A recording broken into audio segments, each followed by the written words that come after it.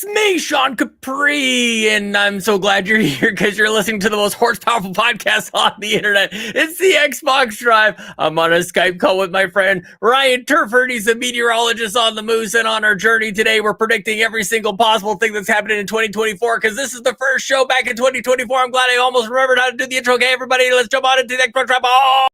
No power greater than X.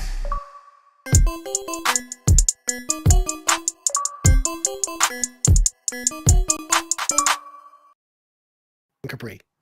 Ryan Turford, I thought all day about how I needed to make sure I get that intro correct, and I almost baffled it, my friend. Almost buffed it, almost whiffed it. You made it to the end of the finish it line, though, Sean. I appreciate that. I mean, it's one of those things, too, where it's just like we'd been away for so long, like probably the longest break that you and I have probably had from this show in a really long time. Like, I can't remember the last time we've taken a month break. I don't think we have. Since how long it's been? It's been a month since we did the show. Well, yeah, I wasn't on the last show of the year. Right. Of course, we did our Game of the Year episode that aired on Christmas Day. Nice little Santa gift for everybody waiting in the stocking. It's been 4 weeks since the last Xbox Drive episode, so I equate that to. Oh my goodness, that must explain all the excitement in the Discord for this week's episode, Ryan. People, I mean, well, it's that or predictions, Sean, because we're back with annual predictions, which I'm very excited to get into. We're great at these. We're gonna find out how great we are. We're real good. Predictions. It's gonna Mm-hmm. be really good. But I mean, honestly, we have a ton of fun on the first show of the year, so I'm so excited to get into it with you. But the best part is, Sean, you didn't ask me how I'm doing, so I'll say how I'm doing. The weather itself, it's -1 degree Celsius outside, but actually with the wind chill, it's about feels like -10. It feels cold outside, man. It's cold.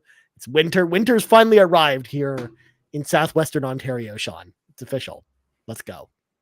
That's my weather report. Are you done? Yeah, you're good. Yeah. Nuggetchuck is excited. I wasn't asking about it. Yeah, I like this. I like where we're going here. Well, we have a jam-packed show, so let's just get into this. So let's clean the garage before we get into the show proper. So folks at home, if you want to support the show, there's a number of amazing ways you can do it. Number one, if you're watching the live stream right now, or at youtube.com/carpoolgaming, or if you're watching the video on demand later, don't forget to like the video, kick that subscribe button if you haven't subscribed already, and let us know in the comments below what you think is going to happen this year in the world of Xbox. We would love to hear from you. Also, if you're listening on audio feeds, don't forget to rate us if you're listening on Apple Podcasts or Spotify, because that helps the show get discovered. And also, subscribing there as well if you haven't hit that subscribe button already, because what are you doing if you haven't subscribed to us on the audio feeds? Also, if you want one big audio feed with the entire Carpool Gaming cinematic universe on it, you can head on over to our Patreon, patreon.com/carpoolgaming, just like Robbie Bobby Miller, who rejoined at the old platinum tier, as well as Jonas Young joined that platinum tier as well. So people moving on up in the world, Sean, joining the platinum tier. I'm glad that Jonas Young is back, the one who started it all. All of the soft J's, it all starts with Jonas Young. Absolutely. Good to have you back, Robbie Bobby Miller. Good to have you back. Lots of December happens and the holidays happen, and we see this is a thing for Ryan. We've been doing this a long time. Yeah. December kind of dips a little bit, totally understandable.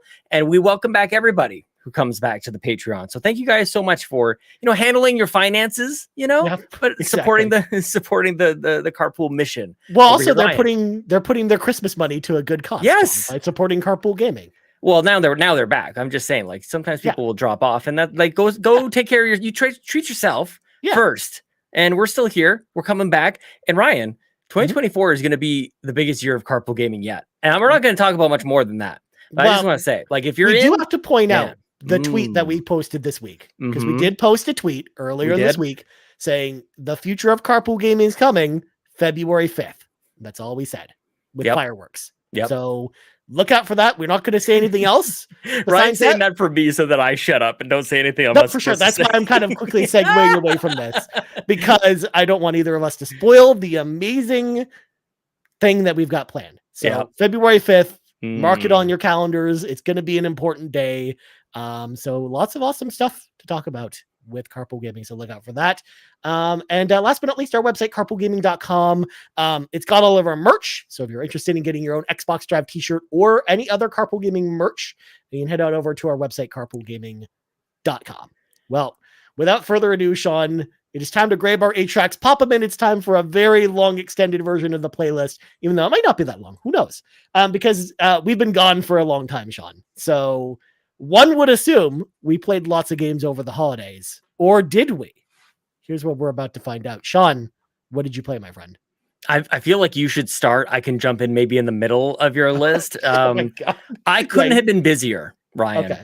Okay. So many things have happened that we'll find out much later, but so much has happened over the last month, in real life, in podcast life, in work life. Some we'll talk about on, speaking of Patreon, by the way, I'm gonna record a little something with Miles of Amanda, who people really enjoyed on the Game of the Year conversation. They continue to enjoy on her Twitch stream. She's also on the Nintendo Drive. Her and I record a little something tomorrow. So yeah, just a lot has happened, man. So no, I have not. I had a plan to beat the game I had on my whiteboard. We're going to talk about my 2024 plan. A lot of what people are going to hear from me this year is in direct response to like kind of what's happened over the last month and what I think is going to happen with Xbox in 2024. This is a whole, it's all contained, Ryan. It's all related. It's all pipes. It's all pipes, man. So that's a super long-winded way to say you go first, my friend. I played one game and I didn't even finish it. So here's the thing. Library. Here's the thing. I actually was also fairly busy during the holidays as well. Like I was visiting family for a bunch of days and I just didn't bring a console with me, like a big dum-dum. And then I've been working like 10-hour days and extra days during the holidays. Like I was like the week of Christmas, I actually worked like 10-hour days every day and worked on Christmas. So like I just didn't have a lot of time for games. So I started a lot of games. Didn't really finish many of them. So that's going to be kind of the running. I'm just looking at this list and we'll let the audience comment on this. Ryan's little like disclaimer, and then go ahead and go into your diatribe about the half dozen games that you got here, Ryan. All right. So first off, I was playing this before the holidays, but I finally finished Avatar Frontiers of Pandora. I really enjoyed it a lot. In fact, I enjoyed it so much, Sean, that there's going to be a video coming out on Monday about Avatar Frontiers of Pandora that's done by me. I'm going to talk about kind of my full thoughts on the game. That's a little tease for next week. But overall, I thought it was pretty good. As someone who enjoys Avatar, I love just being in that world because I've always felt like the world of Avatar would make like a good video game. And I mean, we had like the Xbox 360 Avatar game, Sean, which is not great, which is not a great game. But I remember when they dragged James Cameron on stage at E3 that year to have him talk about the Avatar video game, and it was something. But I really enjoyed that game a lot. So look out for that on Monday. I will talk more about that. Next up, Sean, I had picked up a while ago when it was $8.99, Immortals of Aveum. I did too. Yeah. Because they had the deluxe edition on that week where for whatever reason, all the digital deluxe editions for all the EA games was $8 Canadian. And I'm like, sure, I'll pick this up. And I started playing it. I didn't get very far. I'm on chapter 5 right now. Because again, as you'll find out, the rest of these games I'm about to talk about, haven't finished any of them. Okay, hang on a second. Can I say something that I'll show my ignorance here a little bit? Sure. Well, actually, I have two things, but first I'll start with this. Sure. I don't even know what perspective Immortals of whatever this game is called of Aveum.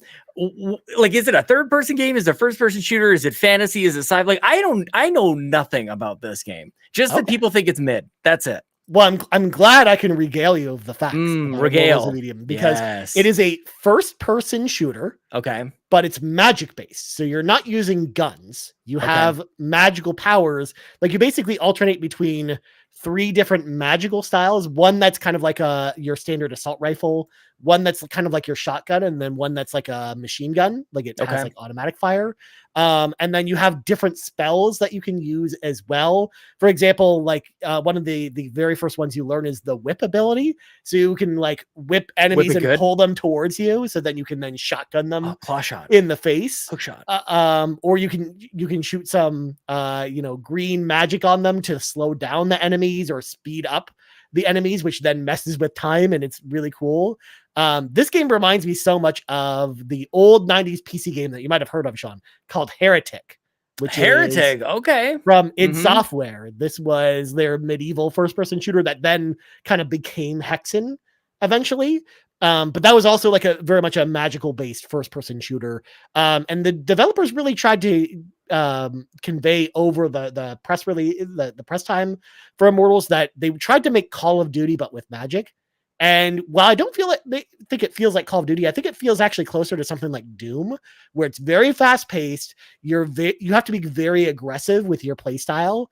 So you're really like doing kind of high risk, high reward moves, like getting in and out of the combat very quickly. And there's like each battle almost feels like a combat puzzle, to the point where they actually do these kind of magic trial rooms that you go to learn new abilities that are very similar to Doom 2016's like challenge rooms that they had to give you different abilities. So there's I think this has a lot more in common with that game, and I've really enjoyed it so far. I actually think this game's pretty fun. The only problem is the stability, because I think a lot of reviews at the time that this released like talked about how the performance was not very stable at all. It's definitely better than what I saw from the original Digital Foundry review, but there are some times where this game is running at 60 frames per second, and then in mid combat it runs at 20, just cuts. So yeah, it does kind of ruin things a little bit, but otherwise, like, I'm having fun with this game, man. It's cool, and it just feels like really different from other first person shooters that we have out there. So maybe it'll go on the list for 2024, Ryan, because I did purchase it. Now, I added a game to the list here of things that we could talk about. But one thing that is not really on I can't believe people haven't asked about this. I don't think there's a question. Maybe I missed it. I bought a ton. Dude, I bought games all the way up until December 31st, because after that, I'm not buying any new games in 2024. Right. That's part of the deal here. The very last game that I bought was Jedi Survivor, which we'll get into. But I did buy Immortals of Avium Deluxe Edition for $9.99 Canadian, because like I feel like EA went broken or something at the end of the year here. Because Dead Space Digital Deluxe Edition was $10.49 after tax here in Alberta, Canada. I picked one of those up. I picked up Turok 3. Picked up Jurassic Park Games Collection. Yeah, you did.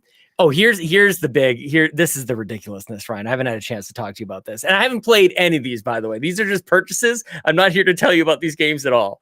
But I picked up Outriders World Slayer. So I got both the main game and the expansion. I did play a little bit of this Call of Duty Advanced Warfare. I've been wanting to get. I have had this game with high prestige in my mind for years. This game sucks, dude.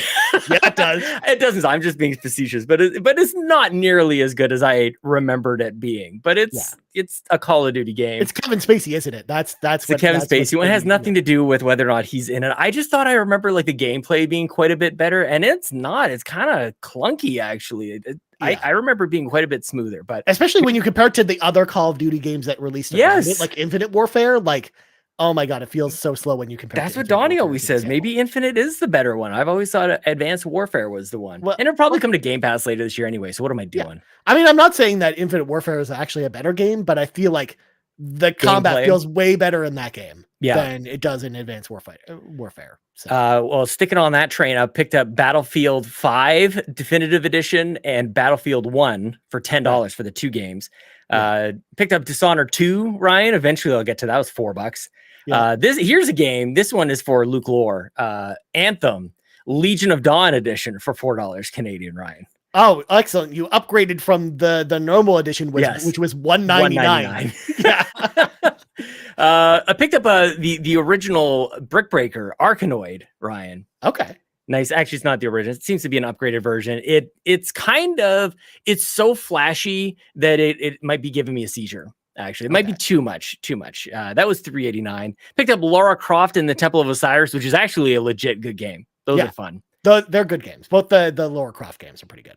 Final two that I grabbed were Star Wars Squadrons, which was $2 or $3, and then Mirror's Edge Catalyst for $1.29. Mirror's Edge Catalyst is legit, dude. For $1.29, that's pretty good.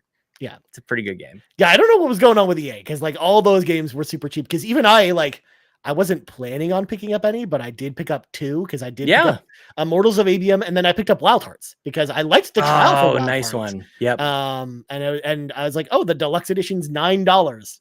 Yeah, I'll try it for $9. Yep. So yeah, I mean, I'm glad. So that's that I part of picked my it. backlog. That's all on the whiteboard right now, Ryan.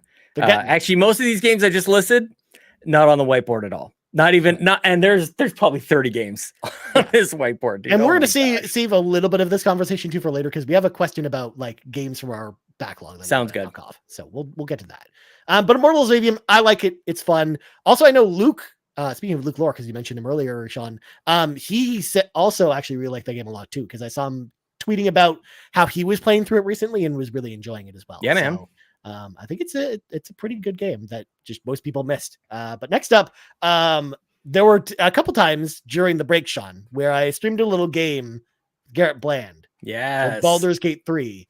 I don't know if you've heard of it, Sean. We played it on the old Xbox. We played co-op together, which was like a super cool experience. I actually loved the idea of actually playing it. Like it gave me a whole new appreciation for Baldur's Gate 3 in a big way, to the point where I may or may not have fallen down the rabbit hole with Baldur's Gate 3 a little bit and sunk another 20 hours into Baldur's Gate 3. Good God, that's awesome. After I had decided that I was done with the game and never going back to it. So, because I just re-rolled a brand new character, and it really kind of like changed the way I look at the game to the point where I was just enjoying way more. Because I switched to a paladin as my main character, like a dragon-born paladin. So I'm this like icy dragon that has like frost breath that also has all these paladin abilities. I'm like, yes, please. That's really fun.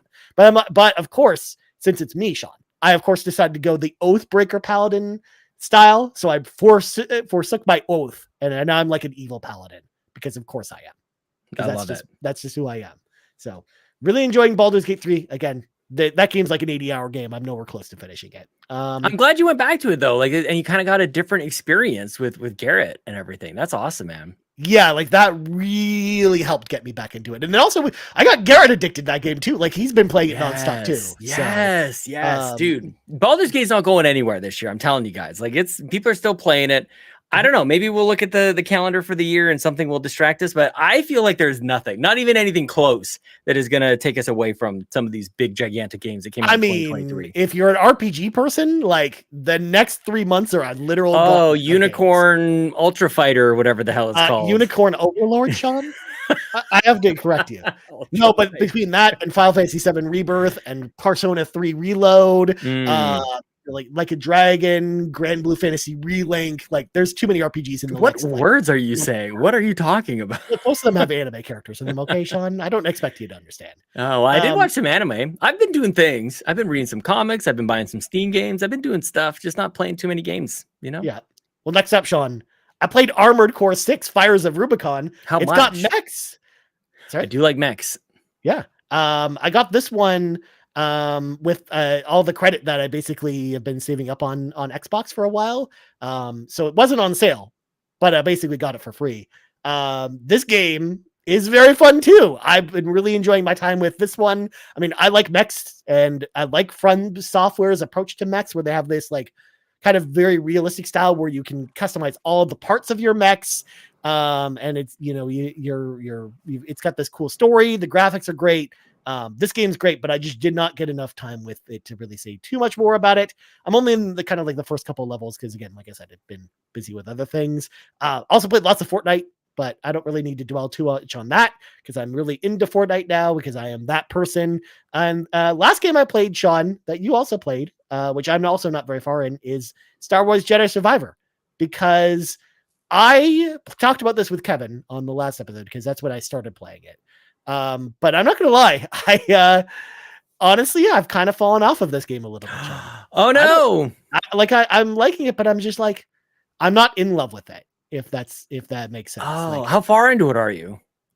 I'm just on like the first planet. I'm past Coruscant, but I'm on like the first kind of world that you go to. I haven't really left there yet. Do you have like a bed? Do you have like? Do you know that? You know what I mean? Yeah, I'm past there. Yeah. Okay, and like nothing. Like don't feel nothing. Yeah, it's fine. It's fine. Oh, it's dude, game.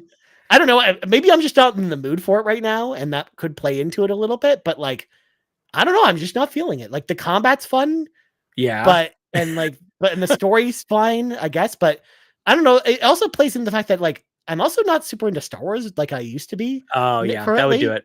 And I Yeah.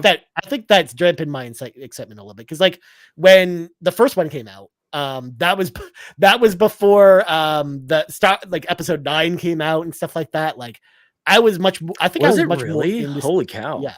I think I was much more into Star Wars then than I am now. Whereas Fair. Star Wars I think is kind of like I don't know, it's just overplayed for me at this point. So I get when Star Wars comes around, I'm just less excited now than I used to be, which is Can't too bad argue with because that. like Yeah. I used to be like really into Star Wars video games in particular, like the Jedi Knight series in particular was always my jam. Or you know, Star Wars Rebellion. Dark Forces Rogue remaster is Squadron. coming out this year, so that'll be good. Yeah, I'll definitely be playing it, but yeah, I just don't know. I guess I think that plays into a little why I'm not like super excited about this. But I want to hear your thoughts because I know you've been playing it too. Well, so I had been playing this from the library. So I had been able to play it for free for a number of weeks. And then I went to go renew it. And apparently other people want to play this game. So I can't renew it. I had to give it back. So this was actually the last game I bought, Ryan. And I bought and I got it for about half off. I think it was like $45 Canadian, something like that. So I was like, I could wait. But this is going to be the one that this is on the list for January. This is on the playlist. I've got 3 games, one that we're playing for review. I think we're allowed to say that we're playing Prince of Persia. We can say that we're playing Prince of Persia. Like how I confirm live on the air. Like, I think that's okay to say. No, I mean, people have been tweeting about it. We can officially say that, but that's it. That's all we can say. That's all we'll say. So that's on the list. Xenoblade 3, of course. And then Jedi Survivor. Like those are the games. And I don't know why, Ryan. I started thinking about Jedi Survivor in a kind of a similar way of like an Uncharted or Tomb Raider game. Yeah. And once I started thinking about it in that way, like less about the Star Wars stuff and more just like running around doing cool stuff, I'm like, I could be here for a long time. Yeah. And again, like I'm not in any rush to beat games, even though I've got like a few dozen listed on this whiteboard over here.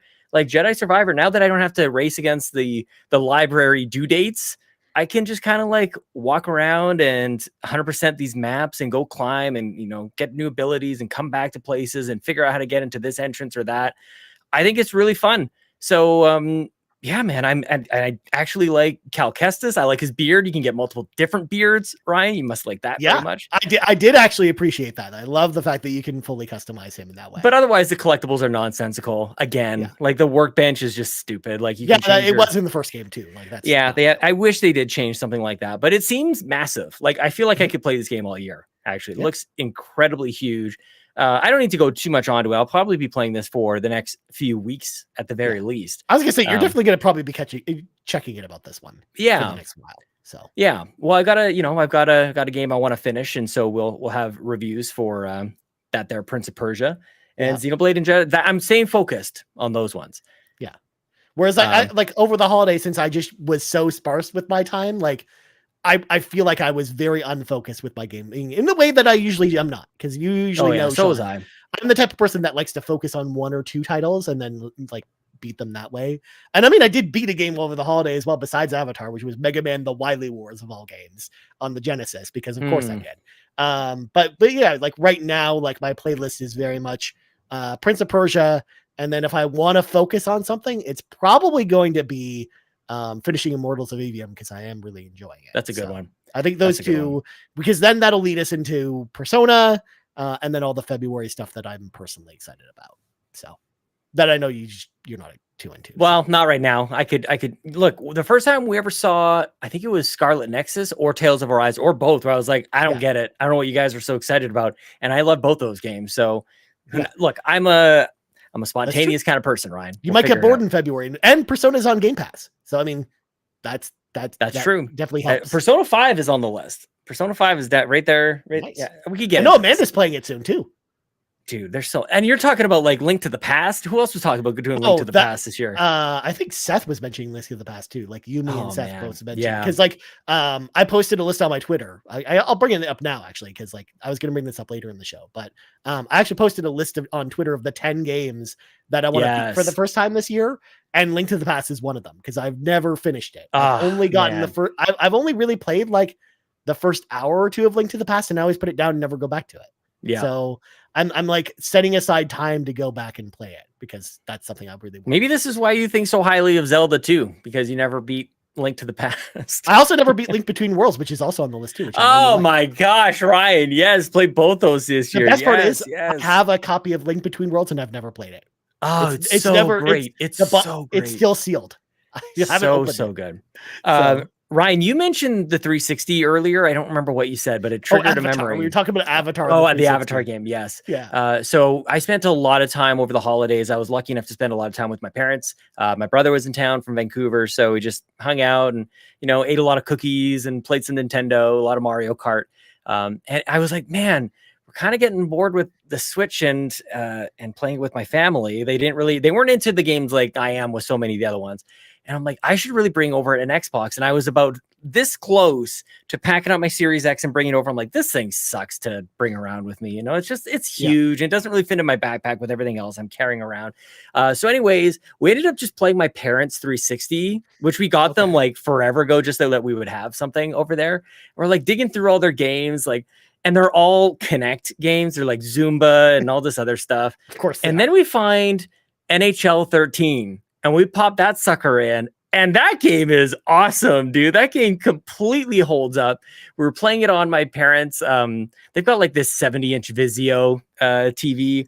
And the game completely holds up. It looks great on the 360. And I kept having to say to my brother, like, we have to remember the 360. There's a whole Xbox One generation in between this. Like, this is a lot. This is 10 years ago. It's 13.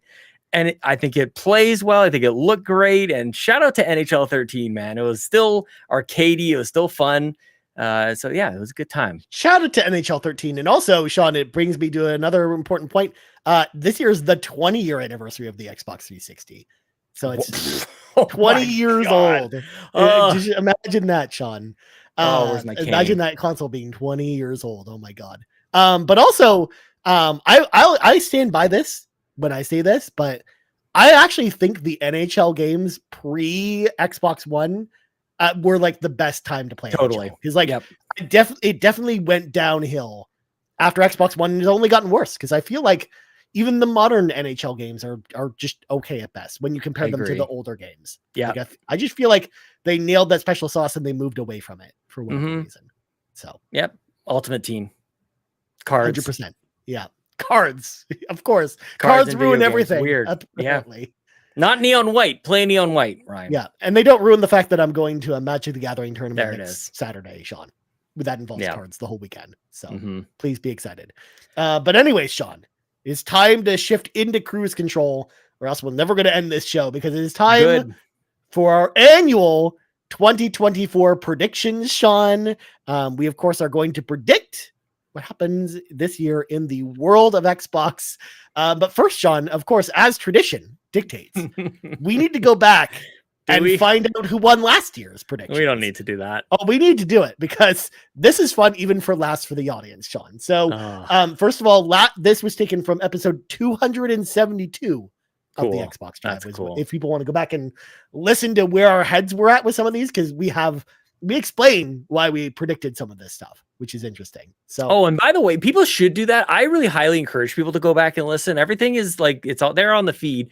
Not only that episode, but also our Game of the Year episode, which again, shout out to that 4+ hours of talking about our favorite games that we played in 2023. That's on this feed, right? It's on literally every podcast. Yep. And Patreon. And Patreon. So that's great. And on YouTube. So check it out, leave a comment, and then also do the 2022 Game of the Year conversation, because that's great too. I could say that wholeheartedly a legitimate endorsement. I had a fun time listening to both of those. So shout out to, I know a lot of people were listening to this year. They made it all the way to the end, leaving comments there. So shout out to everybody there.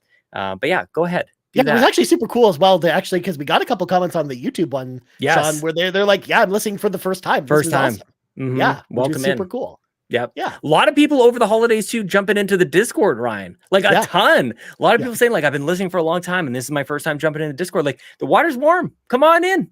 I'm the weird one. Everybody else is totally normal. They're all fine. I'm psychotic. Good God, Sean. Anyways, Sean, we need to go over what you predicted last year because we need to do that. Yeah, actually, let's start. The first one, I want to talk about this one, so go ahead. Yeah. So Sean predicts Xbox Series S officially hits 250 US dollars. Also, a discless Series X is announced at $399. I looked it up today. Series S is currently going for $279.99 US dollars over on the old Amazon. And there's Currently, but what was it over the holidays, Ryan? Oh, it definitely was over the holidays 250, but you state that in the prediction that you say that because it was on sale that previous holiday for 250, and you said the price was just going to stay there. Okay. Yeah, and you were, and that was definitely not what happened here. Okay.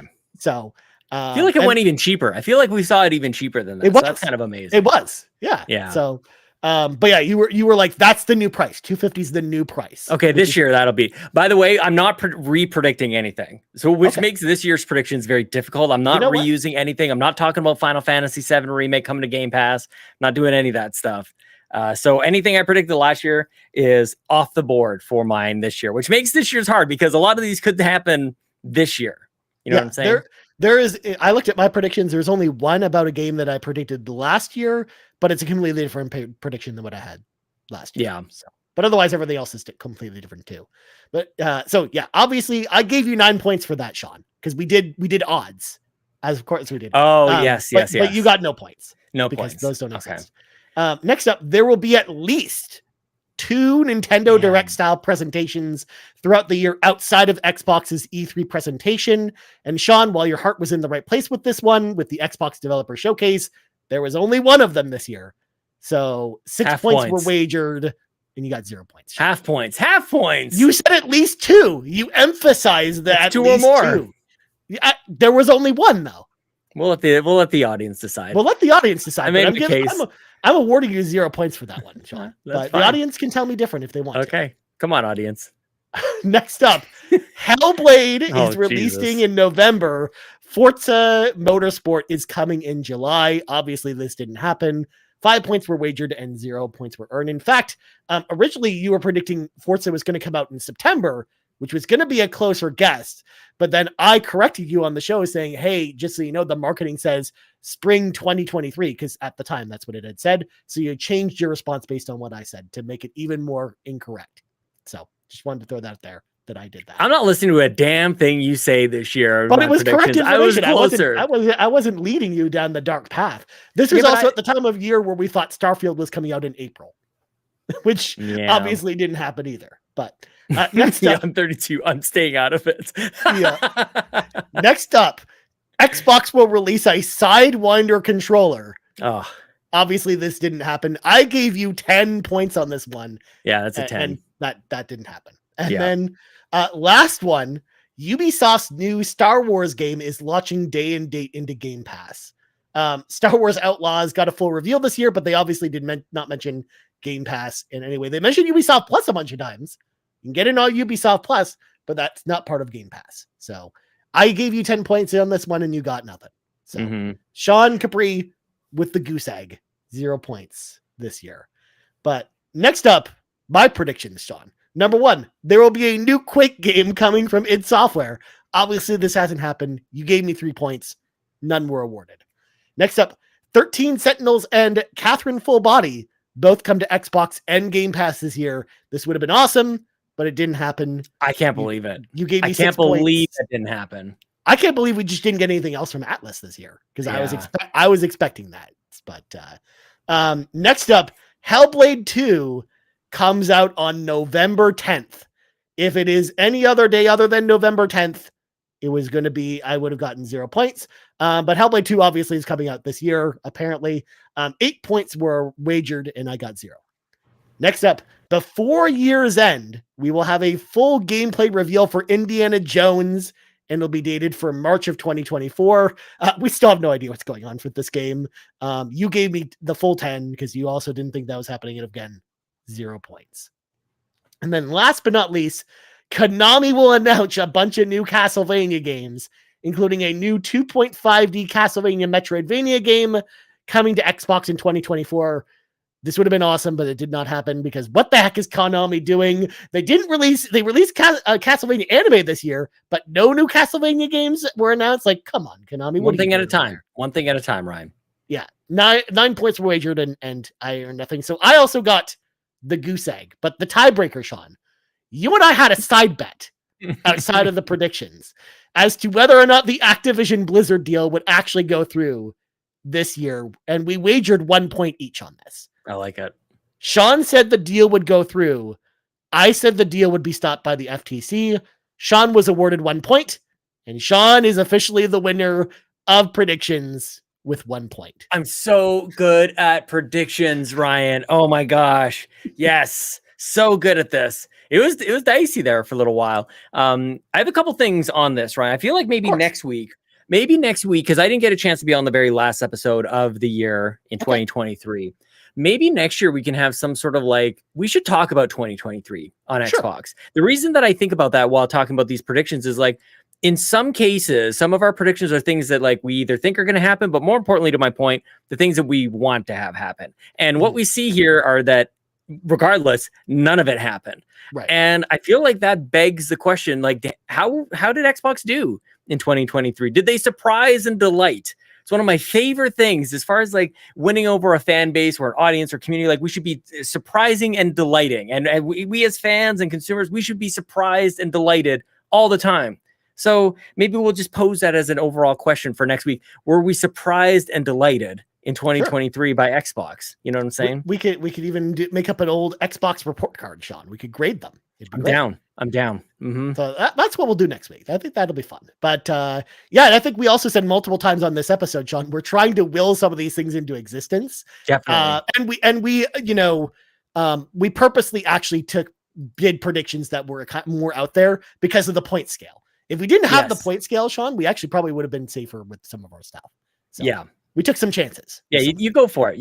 And people will get what we mean if they're new to predictions around here.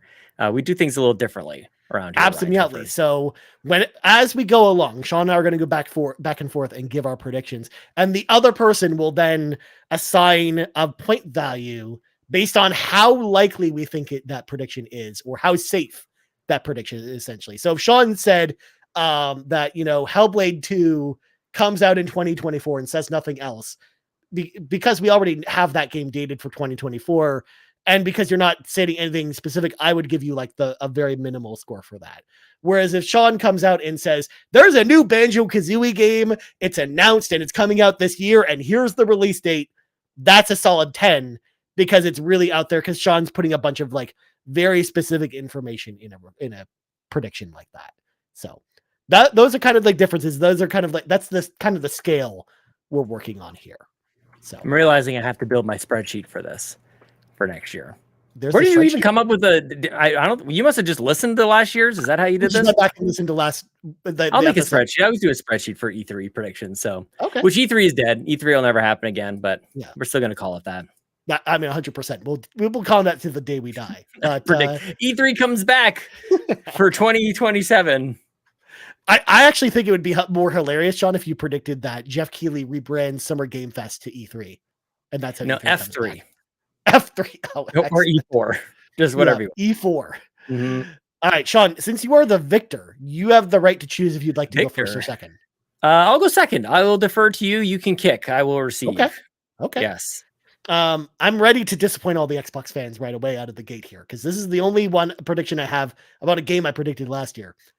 Hellblade 2 doesn't actually come out in 2024. And it will be announced this year that the game is delayed to Q1 2025. Because part of me feels like, they said 2024. We saw gameplay, but I don't know. I have this feeling in my gut, Sean, that game doesn't actually come out this year. I had a feeling you were going to do something like this, Ryan, and you have done things like this before, and I will always shake my finger at you for the things that aren't going to happen. I'm not a fan of these predictions, so you get a deduction of score, actually. Fair enough. As I talk this through, I think that I could see this happening. Actually, I don't think that there's really much to say as far as confidence goes that this game is absolutely happening, other than the fact that it's been in development for so long. But you could have said that every single year so far, because it has been quite some time, as it was revealed alongside the Series X. Well, and if you go back and listen to our last episode, the last year's episode, John, I think you and I both were very confident that was coming out last year, and it didn't. So I'm changing my tune a little bit where I really feel like this game might actually be further away than we think. Yeah, I don't know. Like I said, I think the low score you're getting is more on the negativity, Ryan. You get a negativity, and this is my bashing only here. prediction. Fair warning that's like this. It's I'm I giving have you to 4 we have to be points. the first realistic prediction. I'm giving you actually, you know what? I'm giving you 3 points because I do think this game is coming out, but I could see it happening. But I think this game's coming out. I think they nail it. Because where I was thinking about with this one, right, I'm not going to make this as a prediction, but maybe just let it be known on the audio record that I was going to make a prediction about its score. Okay. And I was gonna I'm like, what if this game is in the 80s? What if it's like an 84 to 89 kind of thing? Mhm. Like that'd be an interesting. Actually, you know what? We didn't do a prediction like that, Sean, last year, but we talked about that with Starfield. We gave our predictions of like what the the open critic percentage was going to be for that, and we both actually agreed 80 to 84 for Starfield. Okay, well, you know what? This is actually going to be my prediction because I was thinking the reason I wasn't going to do it is I thought about it in a more negative way, but I think this is an okay way to phrase the prediction. Okay. Are you okay with logging in I've got 3 points for your prediction. I'm going to launch into mine. So our first predictions will be about Hellblade 2024. Hellblade will be the story, probably some ABK stuff as well. I'm sure. Hellblade 2 will score between 84 and 89. That's a 5-point spread, Ryan. Okay. It's very specific degrees of difficulty here, Ryan. What do you think? Now, which site? Open Critic or Metacritic? Metacritic. I'm sorry, Open Critic. Okay. Because that's a single. I'm putting that in there for future Ryan to make sure to look up. Wait a second. I don't want this. Wait a second. Because I am just coming up with this off the top of my head. Hang on. I want to go 87 to 92 on Open Critic. 87 to 92 on Open Critic. You know what? With your previous, point total, Sean, I would have given you a 6. But with your new updated point total, I'm going to give you a 7.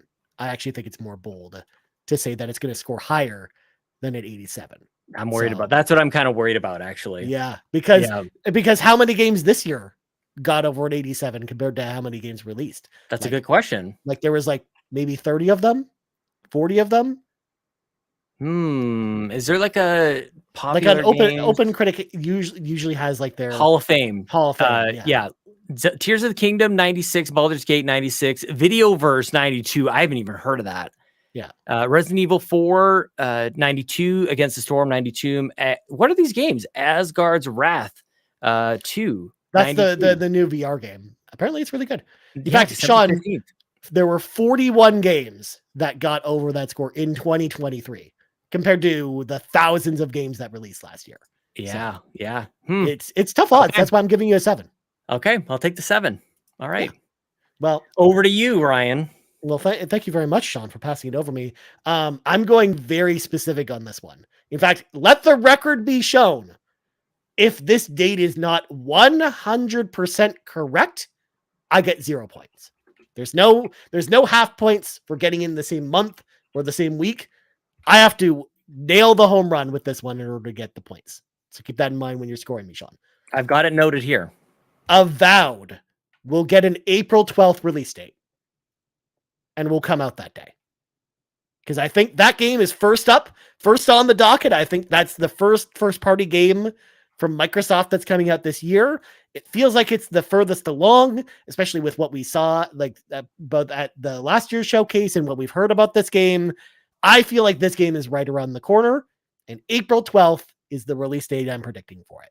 All right. You have to make such a big deal out of this. You'd get 0 points no matter what if you set a date and it was not right. That's how that works. I was just explaining myself. Okay, but now that I've clarified that, because it's if you said December 7th and it was, I don't know, next year, it would have been 0 points anyways. That's how it works, but that's okay. Yeah. You can go ahead and make it sound like a bigger, bolder prediction than it really is. I'm trying to eke points out of you, Sean. I'm trying to eke points out. I know. I'm on to you. What's with April 12th? Why? What the heck is that? Well, first of all, it's after the big rush of games that are coming out over the next couple of months.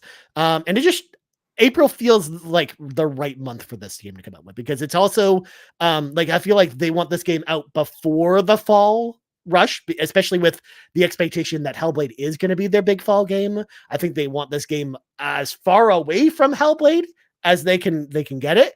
And I think it's going to be ready. So that's why April kind of jumps out to me.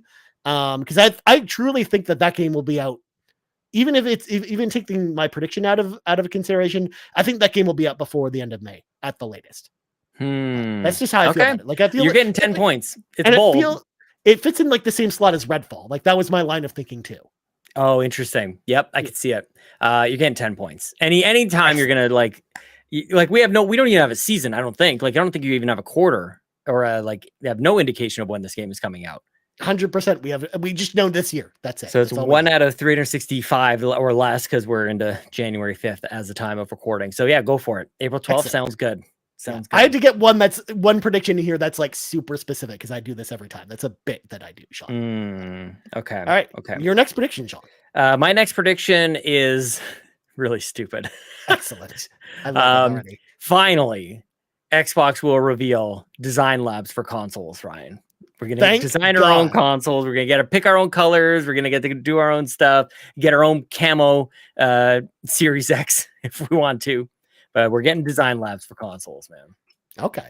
I like where your head's at with this one, but I feel like I have to deduct you points, and here's why. Number one, we've made a similar prediction like this before, but that's actually not the main reason why.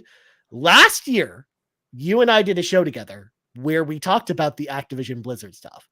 And during that episode, we talked about how this particular feature was already leaked as a thing that's happening. So really?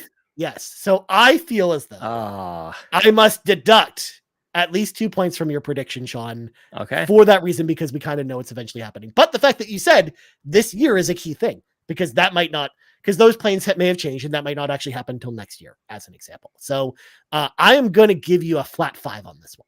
I'll take a flat 5. And legitimately, I do not remember. I love how you could probably name the episode number. Like actually on episode 307, at the 37-minute timestamp, you said blah blah blah. Oh, I was reminded of it when you were talking about the discless Series X, because that was also on the same. That's what I wanted to make. That's the other thing I wanted to speak on with my first prediction. That did get leaked. I know that I predicted that would be. I'm sure. Well, you said it was coming out that last year. But it was released. I mean, we know it's coming. We know it's coming. It came out in a way. Yeah, that was interesting. Okay, so I'll stick with that. Design labs for consoles. We'll stick with a flat 5. Are we doing 5, by the way? Yeah, I mean, we did 5 last year. Yeah, unless you don't want to. No, I've got 5. I've got 5. Yeah, cool. Well, next up, Sean. Hell has officially frozen over. Let's go. Final Fantasy 16 is announced to be coming to Xbox and releases in fall 2024. Because this game's coming to PC. Square Enix is all buddy with Xbox right now. They're bringing all their stuff to Xbox now, like all their past games, every game that's day one, it's seemingly. So even though I never thought I would ever utter the words Final Fantasy 16 on Xbox, I think it's actually happening. I think it's coming this year. Now this is a 10. It's outrageous. I like where your head's at. I would like to think that in 2024, Final Fantasy 14 and 16 are coming out. And it's actually for that reason that I'm giving you this 10. I think that's too much. I think you're asking for too much. I think you should be grateful for 14 coming. But I do think there's something to be said about that moment on stage, Ryan. There is something there. For sure. I do think and I'm going to just throw this in the ether. If it doesn't happen this year, I'm very certain it's going to happen next year, that it'll come to Xbox. Yeah. I'd like it very much. Yeah. Mark my words. Final Fantasy 16 will be on Xbox one day, whether it's this year, whether it's next year, but I'm very confident if they're going to do it, it'll be this year. So that's where my head's at. It's like a broken relationship, it's like a damaged, they're together and then they're not together and then they're together again. And it's like, just make up your mind, Lightning was on 360. So yeah, that's true. Yeah. And on 4 discs, no less. Heck yes. So huge. Oh my God. All right. Well, I like it. Well, Final Fantasy had to show up here. It wouldn't be a prediction show if I didn't have a Final Fantasy prediction of some kind, or Square Enix. But this gets into a question that we have a little bit later, but I'm going to ruin it anyways. I'm going to go ahead and say, I'm going to actually do you can adjust your score based on this. I'm going to Okay. say either Forza Motorsport or Forza Horizon 5 get significant DLC or expansions this year. Okay. That's what I'm going to say. So that's pretty broad. Yeah. So I can't give you like super high. And I think it's very likely that happens because you're right in the sense that, and this kind of spoils the question for later. I personally don't think that there's a Forza release that's this year, like a mainline Agreed. game. So Agreed. I think it if they're going to release, but they will obviously want to keep the Forza community engaged. So it will probably be in the form of DLC. So I like where your head's at because I definitely think that this is definitely happening, which is why I'm going to give you the 4 because I feel that this is fairly safe. I think it's safe too, and I guess maybe where I wanted to go with it, Ryan, and maybe people can jump on in the comments or in the Discord or whatever. I don't know which one I want more because Motorsport I went on and on about. One of my favorite things about last year was doing the review for that game and playing it so much.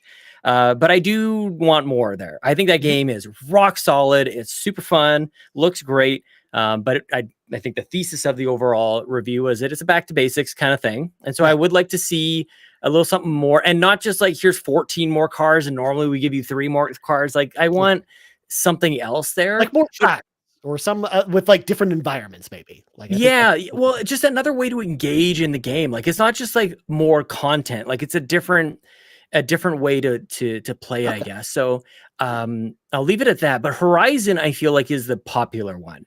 Right. And so for like the overall community kind of aspect, I kind of want that as well. So that's why I had trouble splitting these apart. But also like Horizon 5 is older. It kind of has already this ongoing games as a service thing anyways. I feel like that community is satiated. I don't think the need is quite as there as and I have another prediction on this as well. In the same year, Xbox released 2 large games that need kind of a redemption story and to a certain extent, one more than the other. But Forza needs more, and so does another game. So I want more. I want them to do it. I want them to lean into this stuff. Don't give up on these games. Interesting, Sean. I like where you're going. I like the tease for future predictions. Just a little tease. Excellent. All right. Well, next up, Sean. Before year's end, Suicide Squad Killed the Justice League comes to Xbox Game Pass. I feel like this game is going to flounder a little bit out of the gate, and WB is going to be like, you know what? We will take the bag of money from Microsoft to put Suicide Squad Kill the Justice League on Xbox Game Pass. And then we'll finally play this game. Because honestly, this is like the type of game I feel like should be on Game Pass, kind of like Back 4 Blood. That it kind of reminds me of, where it's like these like multiplayer kind of co-op-y games feel like the perfect fit for Game Pass, where if your friends have Game Pass, you can all kind of play the game together. You've got the subscription.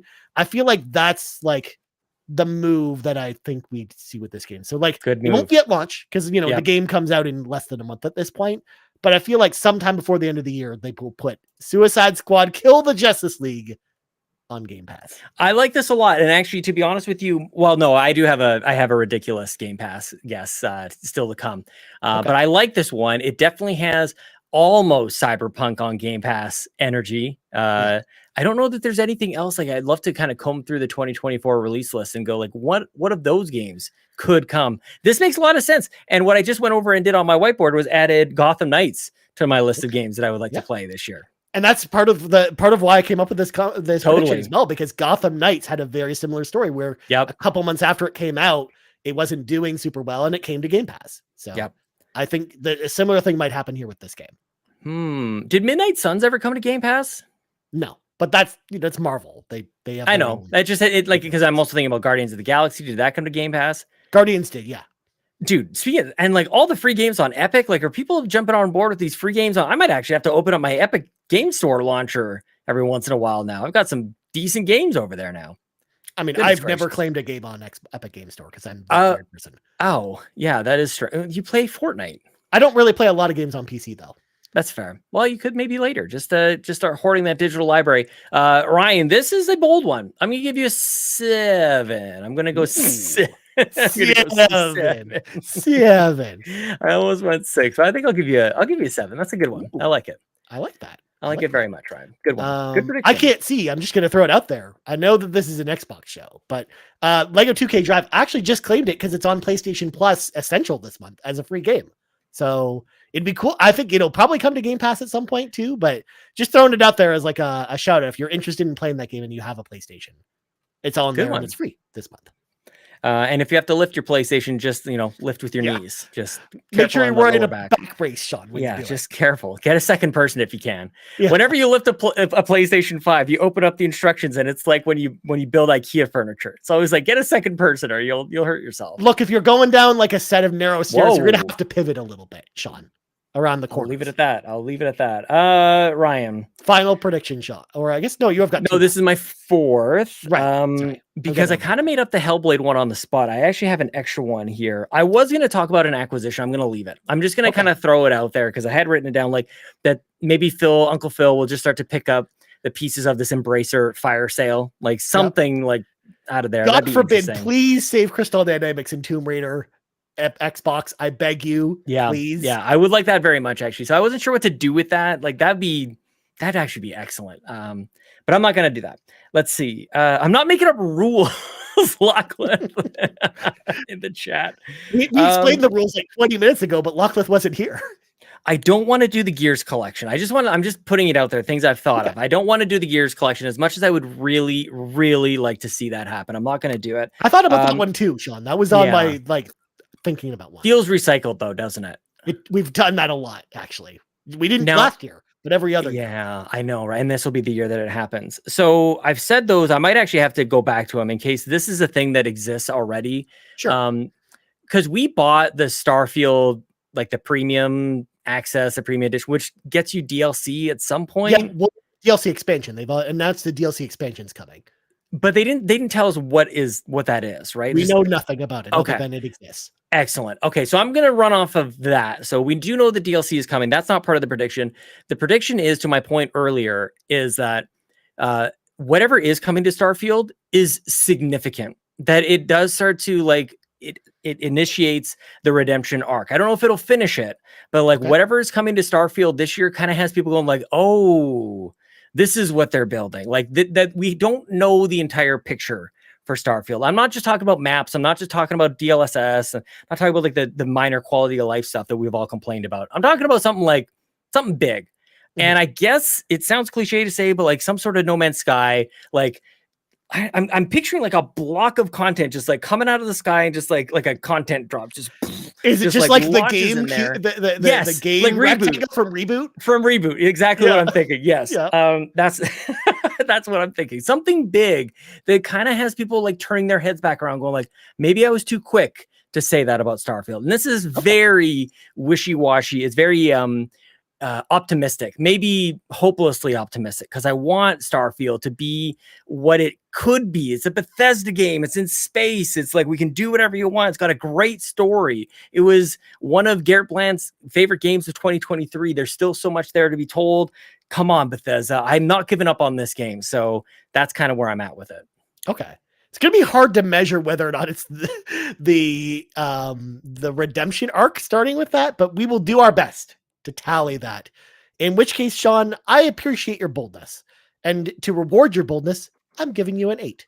8, because that's super fair. Mm-hmm. Because the thing is that I feel you only get half points, and feel free to correct me, Sean. I feel like if you get half points if the redemption arc doesn't start with that, but starts with maps and DLSS. Yeah, no, I will say that doesn't count. Okay. Because we know maps are coming. I'm not predicting that maps are coming. I know. I'm not trying to suggest that also that will be the thing that tips the scales. Yeah. I think there's going to be something more similar to. I feel like the same could be said about my prediction for Forza Motorsport. Like something that like gets us back into it and like makes us believe. Or it just reminds me of what happened with Cyberpunk with Phantom Liberty. Like how the groundswell that happened with Phantom Liberty. Like it sounds like you're predicting something similar with this. Yeah, and that's what like Morpheus from The Matrix is looking at all of the Xbox community and says they're starting to believe. Like if that's going to happen, that's why I'm giving you an 8, because I feel like that's pretty bold of you to go down that road, Sean. Yep. So, all right. There you go. All right, Sean, my final prediction, and I have an honorable mention that I'll mention afterwards, but Okay. Honorably. I dedicate my final prediction to Nagachaka specifically because Resident Evil 9, starring Rose as the main character, will be announced this summer, but it will launch in January 2025. But along with this announcement, Capcom will announce that Resident Evil 8 will launch on Game Pass as a shadow drop. So there will be an announcement this summer during SGF or Summer Game Fest. Resident Evil 9 will be announced, and at that same announcement, we will get the Game Pass release of Resident Evil 8. You get degrees of difficulty on the combo here. You got lots going on in this. I actually had to use 2 lines. Yeah, I'm not gonna give you a combo breaker, but I don't think that there's anything here that is quite as like, I don't know, Xbox is gonna carve the Xbox logo on the moon, kind of thing. So I'm giving you 1 point shy of a 10. I'm giving you a 9 on this, Ryan. You get a lot there. I think there's a good relationship with Capcom. I think there's history with games coming to Game Pass. We just got Resident Evil 2 in Game Pass this month. Yep. Yes. Oh, dude. Oh, do we even have that on the list here to think like no, because we're not talking about news this week. Oh my gosh, Game Pass, everybody. Talk about. We've got like 10 questions to go through. So all good. Just check out Game Pass this month. Holy crap, dude. So I'm going 9. I'm giving you a 9 for this one. It's a good way to finish off Resident Evil 9 starring Rose. Oh, dude, you know what? That is pretty nuts. Why do you think that? Why do you think I might go to 10? Well, because Rose was in the DLC for 8 and was like the main character for that. That's she's like specific. They're positioning Rose to be the main character of the next game. Okay, well, back to 9. It sounds like that's pretty. I don't know anything about it. That's the safe part of the prediction is that Rose is the main character. Okay, I'll give you 9. I like that very much, Ryan. Okay, good job. Well, thank you. Nicely job. I like all the points you're awarding me, Sean, because I could either win this whole thing by a mile or get nothing. It sounds like you're off your rocker, is what I'm excited to find out. Well, speaking of off your rocker, Ryan, I've saved my best for last. Excellent. I'm excited. And this is you dedicated yours to Nagachaka. Mine is dedicated to you, Ryan Turford. Me? Yes, my prediction is dedicated to you. I think you and I. Well, it's actually, I guess, to both of us. But I'm talking to you. Not a Final Fantasy prediction. This is so outrageous. It's ridiculous. I'm drawing it out very long. Thanks to the Activision Blizzard King acquisition now complete, fans of this series will finally get to celebrate playing StarCraft 64 on Xbox, coming to Game Pass this year, dude. StarCraft 64. We're playing console StarCraft. Oh my god! Heck yes! I love doing the show with you, Sean. I almost made that my second one. I'm like, this is got to be the last one. That's a 10. Come on, that's a 10, Sean. That's the definition of a 10. But I mean, you never know. Crazier stuff happened. We got Doom 64. We got GoldenEye 64. We got GoldenEye 64. Why not do StarCraft 64? It's right there. It's right there, dude. Oh my gosh. MoSpankins in the chat says on StarCraft 64 on NSO. Like, what if it just shows up, like reemerges? Yeah. We're playing. Oh, can you imagine the trailer? Oh yes, give me StarCraft. The best part about it, Sean, online split screen multiplayer of StarCraft 64. Looking over at the other now screen, in 4K, StarCraft 64, and now in 4K. I forgot to mention, I made it sound like I didn't play any games, dude. I spent half the day trying to set it up, but the rest of the day playing Warcraft 2 multiplayer with my brothers. Dude, that was the best. Oh my gosh, it was amazing. I was very jealous of that, Sean. We were troubleshooting, and the problem was, Ryan, my parents' Wi-Fi internet didn't see us all. And you know how we ended up playing? We all jumped on my mobile phone, my cell phone, a hotspot, and that we played an IPX network connected to my, not on BattleNet, because God knows we couldn't figure that out. Nope, no BattleNet, just oh man, hot wire the car together. StarCraft 64 on Game Pass. Yes, Nagachaka, and everybody listening, you're welcome. I'm making it happen. Look, everybody else can predict, Hellblade is going to come out on this date and blah, blah, blah, blah, blah. It's like, no, you come to the Xbox Drive for StarCraft 64, come to Game Pass. It's what everybody wants. It's really what the ABK acquisition was all about. It's been a hidden game that Phil Spencer was playing. Everybody talk about Call of Duty. It's all about StarCraft 64. Because I have my honorable mention that's also about the ABK thing, Sean. Okay. that also brings some of that's in the similar spirit of yours, Sean. All right. But I'll just go for quickly it. mention a console version of World of Warcraft is announced at BlizzCon this year. It is coming to Xbox first, and it gets a nebulous 2025 release window. That was kind of my honorable mention prediction, because like to your point, Sean, like I feel like they're gonna start announcing things like this, like Activision Blizzard stuff that's either on PC or other places that comes to Xbox. And I think World of Warcraft's done. And who knows, maybe StarCraft 64. Again, we thought it was weird that Doom 64 came to consoles, but it did. So like, you never know with some of this stuff. They might actually look at StarCraft 64 and be like, that's our way of getting StarCraft on consoles. I'm telling you, dude, it's not that crazy. It actually, like with all those other things we just mentioned, like, yeah, it's not that nuts. My honorable mention that I just made up while you were talking there, Ryan, that I've logged in the spreadsheet here is Candy Crush is coming to Game Pass. Excellent. And if you get like more lives or some stupid shit like that. Okay. I don't know. Or maybe that becomes the new Xbox rewards point to games on the mobile app. Instead of Microsoft Jeweled 2, you get to play Candy Crush instead through the Xbox. That'd be all right. But I guess kind of like what I'm trying to do here is like maybe something Candy Crush related actually happens. As much as anybody listening to this wants nothing to do with that or wants anything like that, none of us were talking about ABK thinking about Candy Crush. But I think Candy Crush might pop up somehow this year. It's like as the hidden weapon here. Some might say that is actually the real thing they wanted to get in the first place with this. Yeah. I think it is. Yeah. Or just the mobile department in general. Mm-hmm. Anyway, Sean, we got to get through some of these questions because we've been going for an hour now. So let's let some of our friends into the car with us. It's time for the carpool. Let's start with Stingray X, who says, what's one shadow drop that you want to see in 2024? I would love to see Final Fantasy 16 just be shadow dropped. But I actually... Oh my God, StarCraft! I'm still StarCraft 64 is the answer, dude. That's the best answer. It is actually probably the best answer because like there isn't really a good Activision Blizzard game besides that, which is why like maybe it actually is something like maybe they found a way to make Warcraft 3 work on console or something, and they do a shadow drop of that. But yeah, that's a good one. It could be a bunch of Call of Duty shadow dropped into Game Pass. Like I don't know if that really counts necessarily. I also like talked about this as an honorable mention last year. But I'll throw it out there, like, what if they did like a console version of Fallout 1 and 2 and those shadow dropped?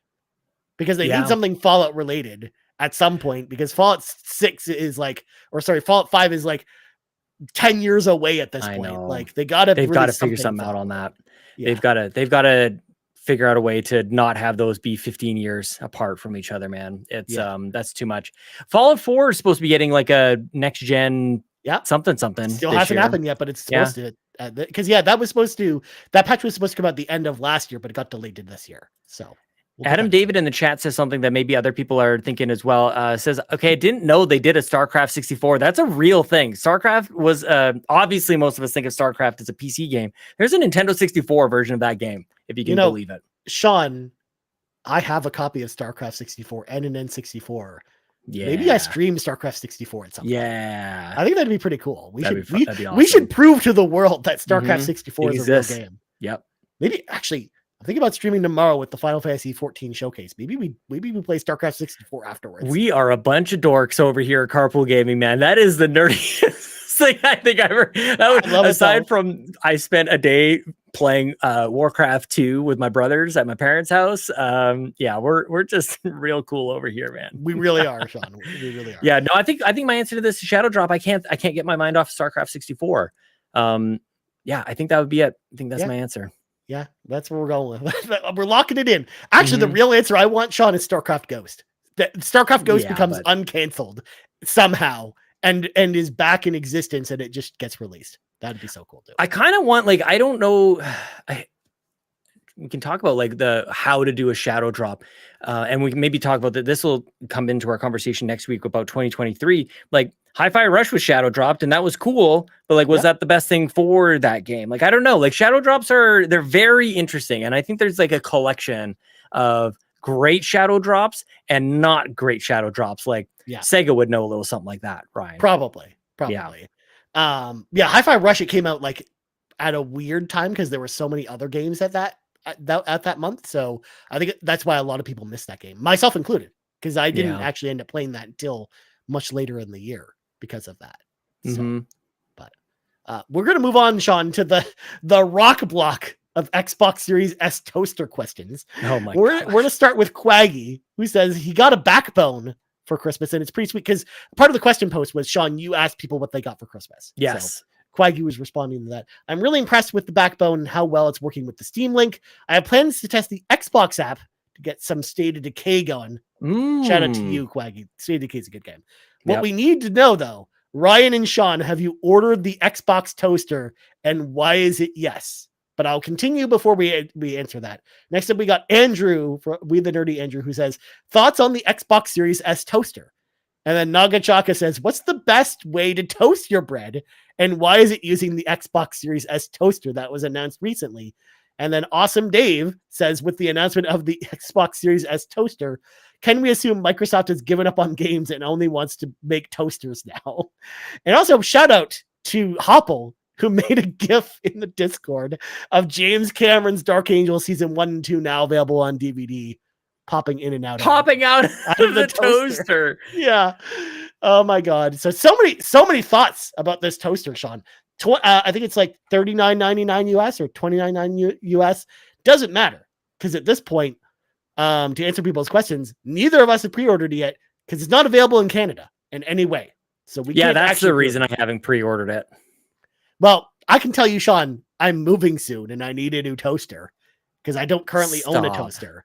So if it becomes available, I will get it because I need a toaster anyways. I was going to buy a toaster anyways. So the market is there, Sean. The market is perfect for me to pick up an Xbox Series toaster. Can I do my best Donnie Reese impression from PSVG? Sure. Just make great video games. That's it. That's all you got to do. Just make good video games. What is this toaster business? My God, we don't need a toaster. Goodness great. Like, go get a game in a Game Pass. Go get Star Fox 64 on Game Pass. Go do something that we can play with our Xbox. We don't need no toaster. Ryan, oh my, Aaron Greenberg, like, you need some sort of, I think we need to limit your marketing budget. I think we need to limit the crazy. Okay. And that's me saying it. We just need to just take it down a notch and go get a great game and go blow us away on Game Pass. This we got a fridge that doesn't work after 6 months. We got a toaster that's $39.99 on Walmart. Who cares? And now it's like 6 questions in the Discord here all about it. It's so distracting. People want to really know if we're getting this toaster, Sean. I don't need a toaster. Damn it, man. Goodness gracious. I kind of need a toaster, so I might actually get this. But if it ever comes out, because who knows? Because I mean, we did get the Series X fridge eventually, but like it took months, man. It took like almost a year to get that fridge here. Adam K, yeah, but toast. Also, Sean, I got to give the chat a shout out because somehow us talking about this devolved into a giant conversation in chat about the hit movie Kazam starring Shaquille O'Neal in the chat. So that's what I'm getting upset about. No, that's exactly what I'm upset about. Like, that's what happens, man. It's just a distraction. It's like, oh, look over here. It's a cute little fridge. And there's games, man. Games. But the toaster imprints the Xbox logo on your toast. Like, how cool is that? I actually really like what you're doing here. I just want to say I appreciate the role that you're playing. But Ryan, I didn't want to get into negativity with the predictions, but this just brings me down into it. Look at my predictions real quick. Hellblade is as positive as it gets. The rest is nonsense. Design Labs for consoles, StarCraft 64 for Game Pass. That shows you where my mind is at with Xbox in 2024. Like, who knows what's going to happen? I have no reason to believe 2024 is going to be like this turnaround year and everything's going to be amazing and we're going to be completely blown away. Like, it's part of the reason I've got all these games listed on my whiteboard that I'm just going to play these instead of paying any attention to what's happening in 2024. I'm good with reliving 2023. It was a pretty good year for me and for games. So I'm just going to do that and not worry about toasters, for God's sakes, and Stephen Hawking being on some listed. Man, like, the world's going to hell in 2024. Well, you never know, Sean. I actually was very close to making a prediction that, you know, there would be an Xbox Series router that came out this year along with the toaster and along with the fridge, because we need more Xbox branded appliances that look like Xboxes. Give me an Xbox, that's like, the world we live in. recliner chair or something. I mean, actually, I could use one of those too because I'm actually thinking about buying a recliner, Sean, for the first time. So, all right. Well, I'm out of breath. Moving on from all the toaster questions because I think that sums up all the toaster questions we got. The Goobla King asked the question that we referenced earlier, which when we were doing our predictions. Forza Horizon 3 came out in 2016. Horizon 4 came out in 2018. Horizon 5 in 2021. Do you think Horizon 6 comes out this year? Also, which do you think would be the best location that isn't Japan? I would love to go to South America. I think we both talked about it earlier, but I don't think that this is this year. I think Horizon 6 will be next year. I'm putting my hat on.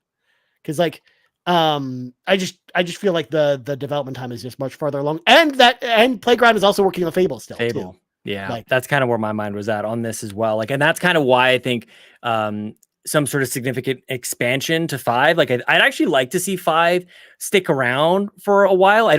Because I love 3. I wish 4 didn't happen, to be honest with you. I wish it was just it went from 3 in Horizon 3 in Australia to 5 in Mexico. 4 in no disrespect to England or wherever. I think it was England, wasn't it? It was England, yeah. I have to admit, Ryan, sometimes I get confused on if I should say England or Britain. I'm not sure I understand. Right. If there's a difference and what that difference is, I am just putting it out there. A little ignorant on this. So anyways, 4, not as fun. 5, return to form. I don't want to go away from that. South America sounds cool. I think the common thread with 3 and 5 is these are places you go to party.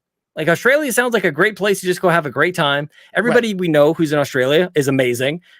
Mexico is a great party place. I'd want to do that. So I guess the next Forza Horizon game is on a cruise ship of some sort, Ryan. On a cruise ship. Just like the hit movie Speed 2 Cruise Control, Sean. Also on a cruise ship as well. Or the other hit movie, Ghost Ship, which is also a good movie, Sean.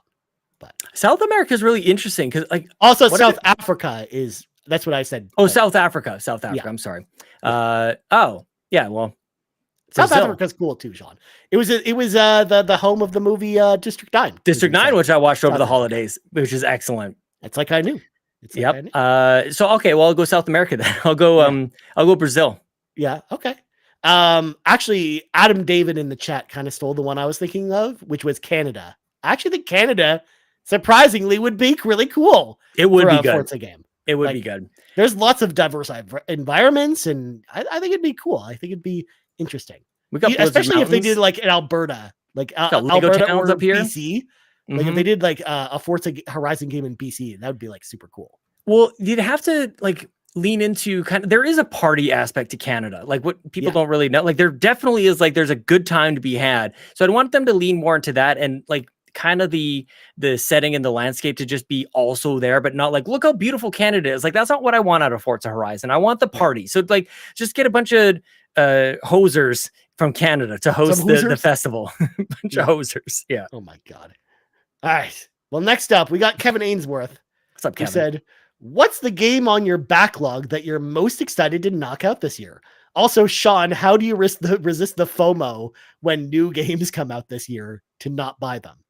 So, first of all, a game from my backlog that I'm honestly excited to knock off. We talked about it earlier because I talked about that list of games that I posted on Twitter. Honestly, it's Linked to the Past. I'm excited to play through it for the first time and beat it. But also Sea of Stars is another one because Sea of Stars has been on my list for a while. I know Amanda really loves Sea of Stars. I know Garrett and Seth also really liked it. And I just didn't have time for it last year. So it's on my list of 10 games because I posted on Twitter, if people missed it over the holidays, my list of 10 games that I'm going to beat this year. And that's one of them, Sea of Stars. So what about you, Sean? Ryan, I encourage people to listen to the Game of the Year episode 2023 that we release again on Christmas Day, where I started to make a list inspired by all of your lists of the year. I had my favorite games, but then I started to make a list of my games that I wanted to get to. But I won't reference that, Ryan. There's a bunch of games. One of your and Garrett, I think, as well. A lot of people mentioned Alan Wake 2. I got to play Alan Wake 2. It's high up on the list. I picked that up on PC. On the Epic Game Store, it was $30 or something. Nice. Over the holiday. It went from there's a $10 off coupon or something. I saw Wario 64. Shout out to Wario 64. He damaged my wallet over the holidays, but a good follow. So Alan Wake 2, Cyberpunk 2077 is on the list. Let me see. What else do I want on here? Oh, I picked up also on PC Final Fantasy VII Remake, Ryan. Nice. So Getting you ready for Rebirth. Integrate. I'll finish Integrate. You guys, and so it actually that ties into my to Kevin's second question. How will I resist the FOMO? Well, when everybody else is playing the brand new shiny Final Fantasy VII Rebirth, I'll be playing the previous Final Fantasy VII game. And I've done this once before in my time, Ryan. Back in college, I didn't have a whole lot of money. I refused to buy games brand new, so I just went a year later. Now I do know how this goes because I'm saving money on individual games, but my backlog just ballooned. So this year I'm not allowed to buy any games. I've got enough. I've got dozens of full games on this whiteboard, Ryan. So I'll start with Jedi Survivor is currently on the list. And then, Alan Wake 2, Cyberpunk, we'll start there. How's that?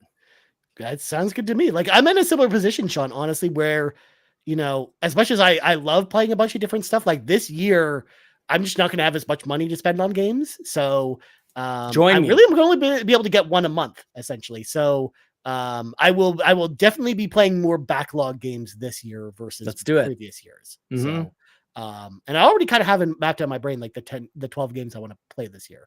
So. And that, of course, doesn't include games that are on Game Pass, like Persona. Same. That's obviously part of Game Pass. Same. So. Yeah, I have Game Pass all year, so I will be playing Game Pass games. That is a little bit of a cheat code here. Yeah, for sure. Well, next up, we got Jarden, who asks, no need to dive into rumors, but I want to know what you think of the possibility of Xbox breaking away from releasing next-gen hardware at the exact same time as its competition, like the 360. Bad? Good? What do you guys think? So again, we won't comment about rumors or anything like that. I like the idea of them releasing it when it's ready. Like, I don't feel like they should have to wait until the PlayStation 6 is ready. Like a console, they should just release it when it's ready. And then that's what they should do. Like that's kind of what I want to see from them. But yeah, what do you think? Do you agree? It sounds like you do. It seems like silly that they haven't done this yet, actually. Like, it doesn't seem like releasing the Xbox One or the Series alongside PlayStation has worked out for them at all. So break the cycle. Seems to be working okay for Nintendo. And there's a ton of rumors going around about PS4 or 5 Pros and whatnot. I'd like to see, I feel like Xbox can survive in a way of just like being a little bit more accessible to people, being a better performance than Nintendo, but not as expensive as PlayStation. I feel like that's a perfectly fine place to be, actually. Let PlayStation be the most expensive thing, and maybe it'll crank out a few more frames. But if Xbox kind of survives with the current lineup, they can sell it for cheaper, get it into more people's hands and homes. I think that'd be a good thing. Yeah. So for sure. Yeah. Just when it's ready. I think that's the bottom line. I think that works. No, not when it's ready. Like, purposefully delay or get ahead. Just get out of there. Because 360 was a year before PS3. I know you're trying to keep going, but it was.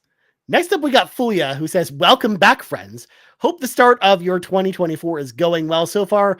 My question for the show is, do you think Microsoft will bring out a handheld gaming device anytime soon to keep up with the competition of Nintendo and PlayStation with their handhelds?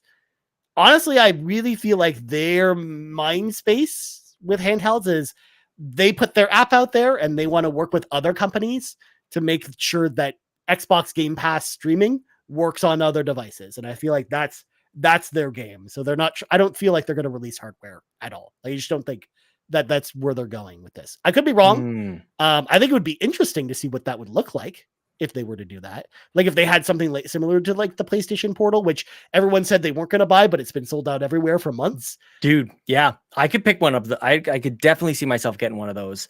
I like this question quite a lot because it causes me pause. I think that kind of what you're touching on here is a fairly common thought. They're like, they don't need to. There's the MSI one just got leaked. It's called the Claw, which is a weird name. I don't know how much that one is going to cost, but the Rogue Ally is out there. The Steam Deck is out there. There's a whole bunch of stuff in this space, which should say this isn't going to happen. But I got to tell you, like, I haven't picked up any of these yet. And an Xbox One would be very intriguing to me. The only thing is, and somebody out there who knows more about kind of the ins and outs of Microsoft would know better about this, but I feel like the guy who was in charge of hardware there just left, like the guy who led like the Surface series of laptops and tablets. I feel like he's gone. And I feel like that's representative of maybe what they're thinking and what the expertise that currently is in Microsoft, like kind of just left. If there was going to be somebody or a time when that was going to happen, like maybe that's a signal that it just walked out the door, but I would buy it. I haven't bought all these other ones. I think I would buy an Xbox handheld actually. Yeah. Like, honestly, I talked about this, I think with Kevin, because we had been asked a similar question on the show before the break. And I mentioned on that show, and this really hasn't changed, that because I don't really share my TV with anyone else, because I am living alone, like I don't really have to fight for TV time with people. So I can just play the games on the TV whenever I want to. And I don't really play games in bed. So I'm just not really in the market for a portable thing at the moment, which is why like I looked at something like the PlayStation Portal and it looks cool, or something like the Steam Deck looks cool, but like I just know personally that I'm not the audience for that. But you know what I'm thinking of actually when I'm talking about this, right? I realized I didn't articulate this. Sure. In my head, an Xbox handheld is kind of a Switch-like device in that it's a hybrid that brings your PC libraries and your console libraries together. That like, I don't know why you can't really do that right now. You still, as much as there's this ecosystem and there's Xbox on both PC and there's Xbox obviously on the console. I feel like a handheld is a way to bridge those better than exists right now. And for that reason, I'm in. For that reason, I think that would be a really interesting thing to, especially for me, as I kind of live in those places almost equally right now, going back and forth. I think something that would tie those two together would be fascinating. So a little bit of like maybe has some console hardware architecture in there that allows, I don't know. I don't know how to make because they would have to beef up the stats enough where it could match the power of console games. So it'd have to probably be at that level. Series S, like a Series S kind of plus kind of thing. Right, that's what I'm thinking. Like something like that. Like they'd have to have like similar specs to that, because they'd have to be able to run most of the library, right? Like they probably wouldn't want to take it off too much because based on power. But doesn't a Steam Deck do that? Like I feel like there's I don't know. Again, people can correct me. I'd love to have this discussion. It'd be like a similar vein of the Steam Deck, I think. Yeah. Because in a lot of ways, that's what people were hoping for with Steam Deck, was the ability to play Game Pass games on it as well as but it's cloud, right? Like that's kind of the thing. Like that's where I'm trying to. Thanks for mentioning that, because that's what I'm speaking to. I'm not talking about cloud. I'm talking about like it's on the handheld, but it's an Xbox game, but it's a PC. Like I feel like that might sound crazy, but Xboxes are PCs. Right. I mean, you're speaking crazy right now, Sean. I know. That's what's happening. All right. Next up. Oh, this is a question for Sean right here. Bowsah asks, what game on Xbox are you most excited for this year, and why is it Final Fantasy 14? Go for it, Ryan. Clearly, you're most excited for Final Fantasy 14 on Xbox. This is a thing. Honestly, I mean, at this point, the games we know about for 2024, most of them are not just related to just Xbox. Most of them, for me, are on other consoles besides Xbox. But I guess if I were to say like the first party game I'm most excited about this year that we know about is Avowed. I mean, I'm actually really excited to play that one. I love Obsidian. I love their role-playing games, and I can't wait for that game. It's going to be awesome. But as far as, the game I'm just most excited for this year, I tweeted about this last night, but it's actually Persona 3 Reload. It's on Game Pass, so I'm getting this game for free anyways, but also Persona 3 is one of my all-time favorite games. And similar to what I said during the Game of the Year show about Metroid Prime Remastered and playing that this year, I feel like Persona 3 Reload is probably going to fit in that space very well. So of being a game that I love already, that's just made even better. So I am like so jacked for that game. I cannot wait. Like it's my most anticipated game this year, and it's on Xbox. But what about you, Sean? I have a couple actually for somebody who isn't going to buy any games in 2024. There's a bunch of stuff to be excited about this year. And to your point, not really anything on exclusive to Xbox anyways, but a few have been highlighted on an Xbox stage. 33 Immortals is coming to Game Pass and actually looks really, really cool. I'm failing to remember. Didn't they do Spiritfarer before this, Ryan? Do you remember that as he ties his shoe or something? I mean, I had to blow my nose, but I'm sorry. no. So yeah, Spiritfarer. Yes, I remember. Yes, going to 33 Immortals. So that looks cool. The game that I'm probably most excited about, if I'm going to give one answer, is Exodus. This was the game that showed up at the Game Awards with Matthew McConaughey. It's basically Interstellar. There's time dilation. It's a space game. It's totally a Sean Capri game. Well, I don't know if you heard, Sean, about them talking about it in interviews after the show. 2025. No. The gameplay sounds like it's going to be like Mass Effect. Yes. Where, like, the choices. It's gonna be this big epic space opera. Like, it sounds like they're trying to do the BioWare thing. It has BioWare people working on it. Yeah, There's a bunch of people from all over the place coming in on this game. That was not conveyed at all when we were watching the trailer for it. So I became much more excited for that game after they started talking about it. Yep.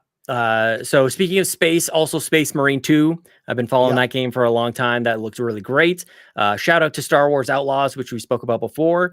And also Plucky Squire looks cool. Yeah. Shout out to Plucky Squire. Nice. And then Tomb Raider comes out on February 14th. Tomb Raider remastered. Tomb Raider 1, 2, and 3. I'm excited to play those games again.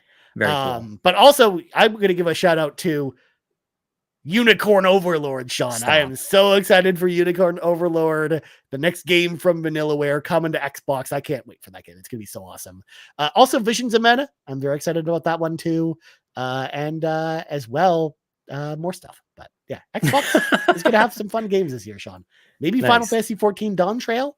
Maybe World of Warcraft, The War Within. Those are games I'm excited about too. StarCraft 64. StarCraft 64. Let's go, baby. Dude, too bad we do our thumbnails ahead of time, because like that should have been the thumbnail. I mean, for the show. I couldn't predict our prediction about StarCraft. We could always change it. StarCraft 64 coming to Game Pass. Yeah, that'll get all the clicks. This StarCraft 64 stuff. Just ask it as a question. We're not trying to make up rumors. We're just asking the question, you know? Just we're asking the question. We're just innocent content creators just asking the questions. When will StarCraft 64 come to Game Pass? And it's not if, but when. When is it happening? When is it happening? Tell us. Or we'll tell you. Click on the link. Adam David says Warcraft 64, but that's not a real game. StarCraft 64 is we're talking about real games around here. Yeah, we're not talking crazy.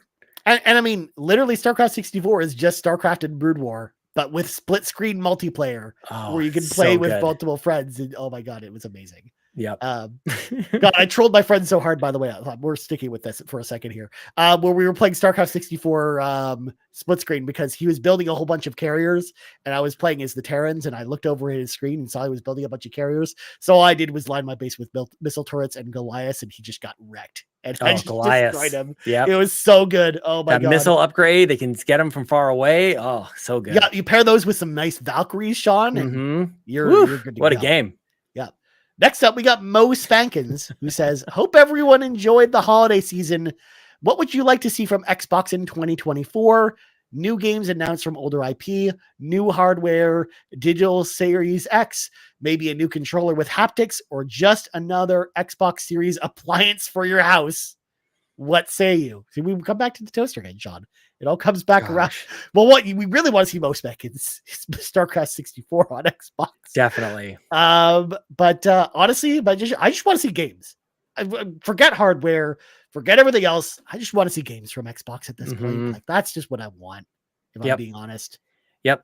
I want to, and I don't know if this resonates with so many people, but I want to see at least 3 Game Pass gets that are like Outriders. I want to reverse this perception that's happening with Game Pass, where it's like the not great games or the uncertain games are kind of going to launch into like go get a game that we care about already and say it's coming. That's why the Star Wars Outlaws coming to Game Pass is a big deal. Like that's kind of what I'm talking about. Like, go get a game that people are pumped about and put it into Game Pass. It might have to be just Call of Duty stuff. That might be okay too. But I want to like Game Pass. It's time.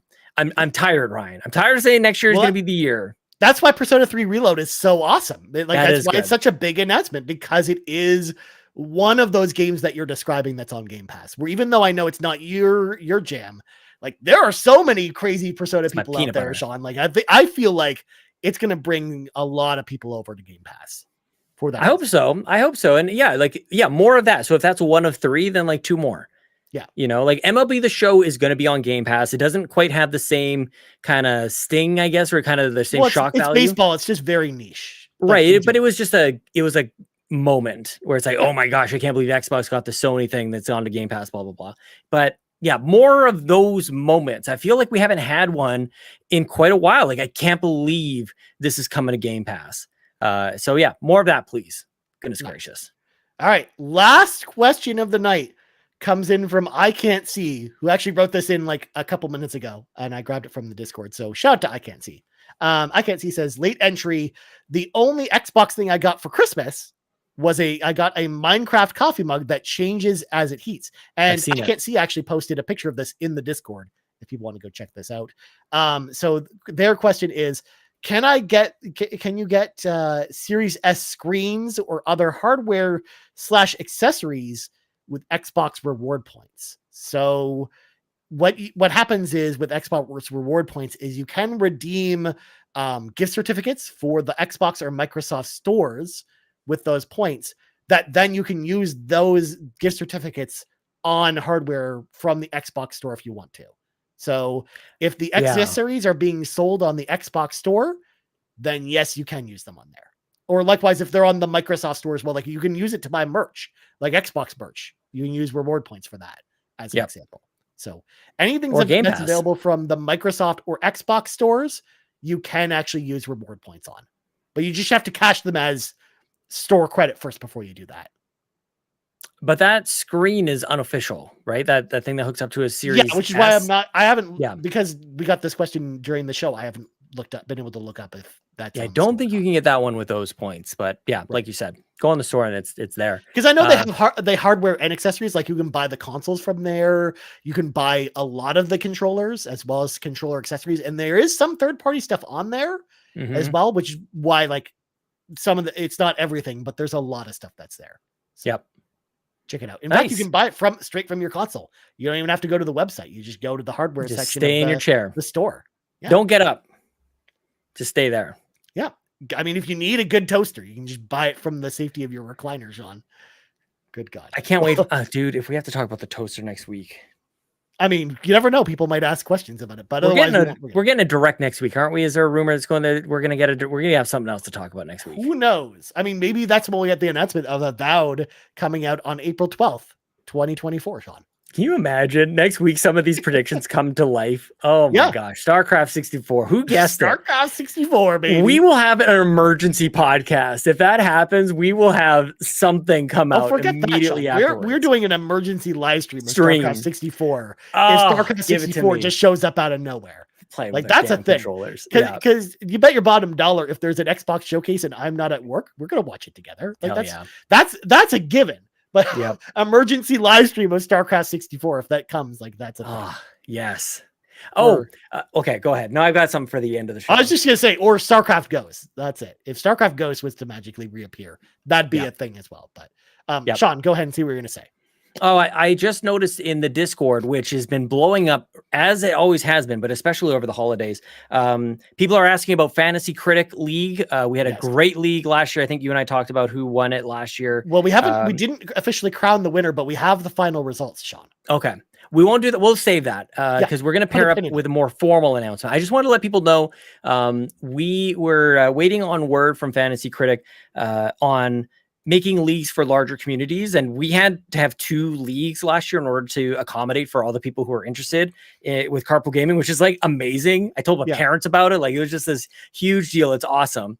So it looks like another feature is coming. I think it's called Conferences. So it looks like that's launching on Saturday, January 6th. I think literally today, because it's midnight right now. As people are listening to this. So that we want to get our hands on that and then kind of just test it out a little bit. And so we'll have more finite details very, very soon. But we'll be launching up the Carpool Gaming Fantasy Critic League within the next couple of weeks here. More details in the Discord is the best place to go. So shout out to everybody who's been patient with us. I know that you're excited to get in there. We just want to do it right. So it'll happen before you know it, Ryan Turford. Yeah, absolutely. Like hopefully we can get in there before a lot of the February games come out, because I know that that's going to be like a large portion of the big games this year. Yep. But, yeah. Wow. Well, we'll see. I mean, you never know. I mean, that's the thing with this year, Sean. Like, we really only know what's coming out until April or May. Like, the Space Marine is the only game we know about basically after May. With kind of the thing. Like, do you want to have a draft early? Like, you don't know anything. That's true. Who knows? Well, I mean, we did get the bids in for Unicorn Overlord. Okay, that's going to be a big game. Sean rolls his eyes. He's just like, get me out of here. But oh my god, I missed this, Sean. I'm so glad we got to do like a supersized episode of the show. Yes. Oh, I hope McDonald's everyone, reference. of course, huge shout out to everyone who stayed till the end, both on the live stream tonight and also on the audio recording. But before we go, Sean, for the first time in 2024, Whew. Sean, plugs go. You can follow me on X at Sean Capri, Sean like Connery, Capri like the pants. I got a new profile pic, Ryan, very Canadian. People can go check that out. You can follow Carpool Gaming, Carpool on Twitter or X, twitch.tv/Carpool Gaming live. And I think that's it. Oh, Patreon. Come back to Patreon. If you left us for a little bit, it's all good. Come back. And if you haven't joined us before, 1 mega feed for everybody at that $1 tier, a ton of exclusive stuff coming right back at you. I'm next on the Pants Patreon podcast for Patrons Podcast, which is an AMA, Ask Me Anything. And I've got a ton of questions to get on over there. And Miles of Amanda and I are going to talk about goals and milestones and New Year's resolutions. So that's all coming up. And Nintendo Drive post show, just a ton. Like, it's actually ridiculous. You guys are robbing us blind at that $3 tier. It's ridiculous. It's one might say, Sean, it's the Game Pass the podcast right over there. You pay for a great subscription, you get a whole bunch of cool stuff. Head on over to the Patreon. Patreon doesn't come with Persona though. Sorry, guys. Does not come with Persona. Persona music. It has Persona music, but no Persona games. Yeah, it does. Some of those Pants episodes sure do have Persona music, and BTS too. BTS, yep. All right. Well, Sean, as for me, you can find me on the old X at Ryan Turford. You can also find us on X at Carpool Gaming, right here, youtube.com/Carpool Gaming, and of course, podcast services around the globe. So for Sean Capri, I'm Ryan Turford. This has been episode 321 of the Xbox Drive, and we out. Bye. 321 is kind of like a countdown, kind of like what we were doing right before New Year's, but now it's after New Year's, so it's like a count up. And I hope everybody's typing 2024 into their documents instead of 2023. That's a little awkward at the start of your Happy New Year. Bye. No power greater than X.